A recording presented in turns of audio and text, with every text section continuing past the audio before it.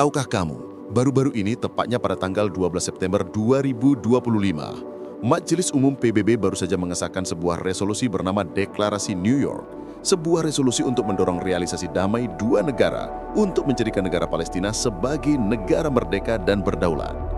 Dan hasilnya luar biasa. Melalui proses voting, 142 negara serempak menjawab setuju, sebuah dukungan mayoritas absolut dari seluruh penjuru dunia. Namun, seperti dalam banyak kisah, selalu ada pihak yang memilih berdiri di sisi gelap. Kali ini ada 10 negara yang berkata tidak. Siapakah anggota klub penolak itu? Tentu saja Israel dan Amerika Serikat, disusul Argentina, Hungaria, Papua Nugini, Paraguay, Tonga, serta 3 negara Pasifik yaitu Mikronesia, Nauru, dan Palau. Lalu mengapa mereka menolak di saat hampir seluruh dunia setuju? Untuk Amerika, tentu semua tahu bahwa Israel adalah pion atau bahkan pilar penting bagi Amerika untuk menjaga kekuatan dan dominasinya di Timur Tengah. Atau sederhananya, Israel adalah sebuah kapal induk Amerika yang diletakkan di Timur Tengah.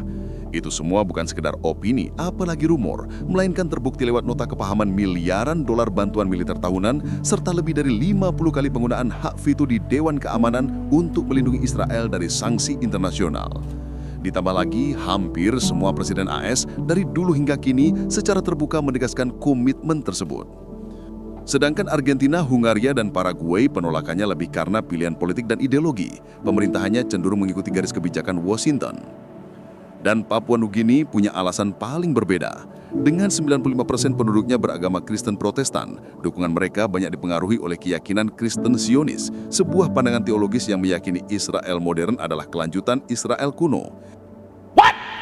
What the fuck? Sehingga bahkan penjajahan dan genosida yang dilakukan Israel dianggap sebagai bagian dari kebenaran. Seram.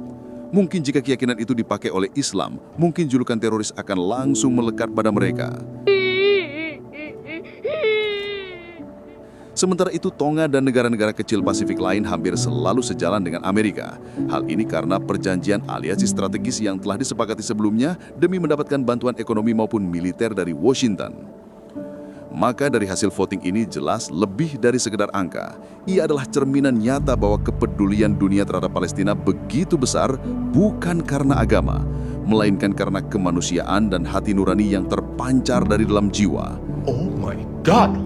Beautiful! Amazing! Ini yang Papa cari selama ini. Karena sejatinya negara Israel modern hanyalah sebuah nama yang digunakan Amerika untuk menciptakan dukungan yang membabi buta dengan alasan agama. Jadi bagaimana menurut kalian?